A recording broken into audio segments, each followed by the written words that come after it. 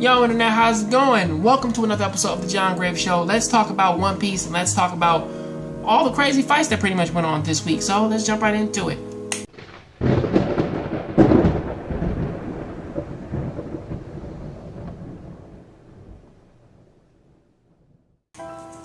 You know, I'm actually liking the fights in this one a lot because, again, this one kind of mixes like a few bits of personality in with what's going on, along man with what's happening in like the entire fight and stuff like that. Because again, you do look at the fights and stuff like that, and it's like it puts some things into perspective. Luffy's strongest attacks going up against Cracker really don't fucking help him. The Hawk Gatling, which like his arms on fire and shit, like with the armament hockey, that's doing nothing against like Cracker because apparently his fucking armament hockey is as strong as fucking Vigo's. So that's something to put into perspective, you know. Especially since that like later on in this one though, like he does kind of pin Luffy down and kind of say, listen, look. Like you have to try harder than that and stuff and so on and so forth because like all your attacks, they really can't hurt me. However, I will get back to that in a second though, because honestly, even though I do like the fact that Cracker, or at the very least, Cracker's abilities seem to kind of come from, okay, he's just stacking crackers, which could be the reason, man, as to why he grew legs and arms and shit and why he grows all this mass. Is because again he grows more arms because, you know, like when you stack crackers and shit, like crackers come like in a pack. Or at least that's kind of where my mind is going with it. Like he gains way more strength and way more defense because he can just increase his density and actually create all these fucking shields and arms and shit. So that is something, you know. However, with how this one kind of leads in though, is that more of the more interesting stuff kind of happens when like on Nami's side of things, which is that Brule kind of drops a little bit of realism upon this thing, upon like pirates who have come this far before and pretty much like walk themselves like into Big Mom's territory. The difference is though is that Luffy's crew is like the only one that's actually that has actually brought a war, or at least tried to even like fight Big Mom like as of late, like from the worst generation. As Brule pretty much went on to say, like, listen, you may not say, listen, the worst generation is just a namesake, because honestly, even though they may have done some crazy things or they got their 15 minutes of fame, really when it comes to them going up against the Big Mom pirates, they really have no actual defense against them.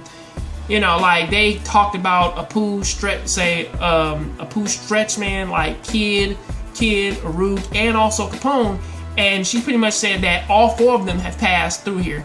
Kid and Apu, we kind of know where they're at now. Like fucking Kaido took them the fuck out.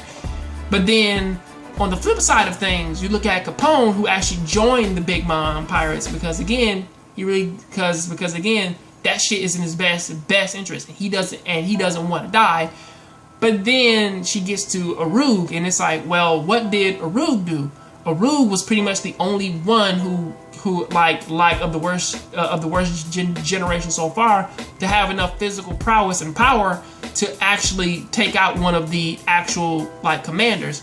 Now, mind you, like that still is a big ass feat, but he only took out one, and of course, Big Mom sent the Cracker after him, and with that only fucking annoyed him. So I was like, oh shit, you kind of annoyed him, annoyed Big Mom to the point where that she sent her big gun after you. So pretty much like for whatever reason, it's like these Big Mom pirates are not to be underestimated, you know. And also the more interesting thing is too is that it also seems to be though that a lot of the children of Big Mom, they actually still respect Pound, or in this case, her first husband. I think he was her first husband. He introduces himself as Pound, and he does come to help Nami when Brule was about to put her into the mirror world. And there's something about Brulee's response as to when he goes up against her. She calls him she calls him stepfather Pound. She doesn't just call him Pound. Well, it's like she has to correct herself. It's more or less like that. Even though Big Mom gave all the kids the fucking go ahead to kill him and shit, they still have it. I mean, again, Cracker could have just stabbed him in the back of the head. He didn't have to chop his head off. I mean, like, it's more or less like they were that they were just doing that to kind of like either scare him or prolong shit. Because it seems as though as that these kids, they have some form of respect for him, you know, like, or like he's the closest thing, man, to an actual father figure that they still have, regardless of like whether like that's Lola's father or not. Lola and Shiffin's father or not. And also, there's also this ominous figure in the forest. I believe it could be a straight connection to Big Mom or not, but whatever it is, it's telling all the trees and shit to say, listen, do not give them a fucking exit. You keep them in there, goddammit. But for some reason, I don't know what that is, but it could be the Shadow Keepers, man, who look after the forest and shit like that. It could be, but we don't necessarily know. But of course, going back to Cracker though, the more interesting thing though is that he kind of assumes that Sanji is the same as like most nobles and shit. Where is that he's dropping like some somewhat realistic information upon Luffy of saying, listen, if you were really Sanji's friend, you would say you would leave him. You would say you would allow him to kind of have this happiness of just being like, of him not having a care in the world, and he can live like in harmony with his wife, and him being like above you all, because honestly, he doesn't think being a pirate is all that fucking important. He thinks that shit is trash. And honestly, if you came over to him and if you even made it to the wedding, he would tell you to leave in an instant because being a pirate sickens him. And of course, the interesting thing, or at least not interesting, but the funny thing is that in an instant, Luffy just even while being pressed against the fucking wall, Luffy goes gear forth and knocks him the fuck out with one punch, and says, "Don't you ever put words in Sanji's mouth." For some reason, that moment alone was really fucking breathtaking to me, because I'm like he was pressed up against the wall and just managed to break through, man, his impenetrable shield and knock him the fuck out with a gut punch. So whatever's gonna happen in the next chapter, I think in the next chapter, because I'm jumping into predictions now, is that I think in the next chapter they're not going to be here anymore. I think that in the next chapter that they will go back to Brook and Pedro so that we can sort of see what's going on there.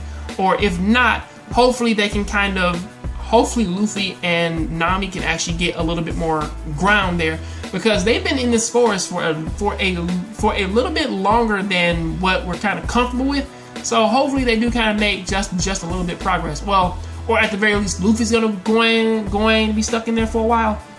Pound, on the other hand, and everybody else is very difficult to say. But till then, that is what I got to say about that. I'll see you next time on the next John Graves Show. Tell me what you think about this down there in the comment section. The most I can kind of predict so far is what they're really going to show us. However, I do wonder how Big Mom is really going to react to her getting news that Cracker was taken down by Straw Hat Luffy.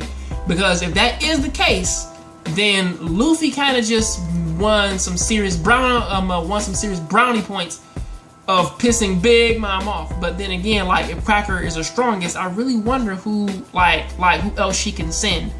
Especially since what's name was shot and thrown off the fucking Peckham's was shot and thrown into the ocean and shit.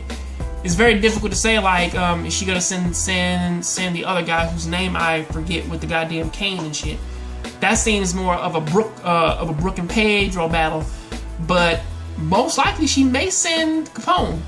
Most likely, a worse generation member going up against another one, but till then, that is what I gotta say about that. I will see you next time on the Next Downgrade Show. Please keep watching anime, keep playing video games, and I'll see you next time.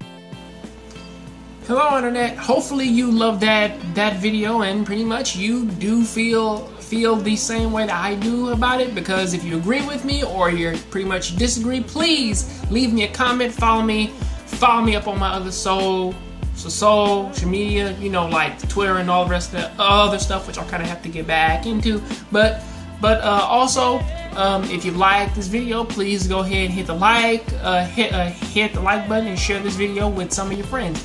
Till then, though, please click over right over here or over there, and you can go ahead and check out my latest video. So, see you.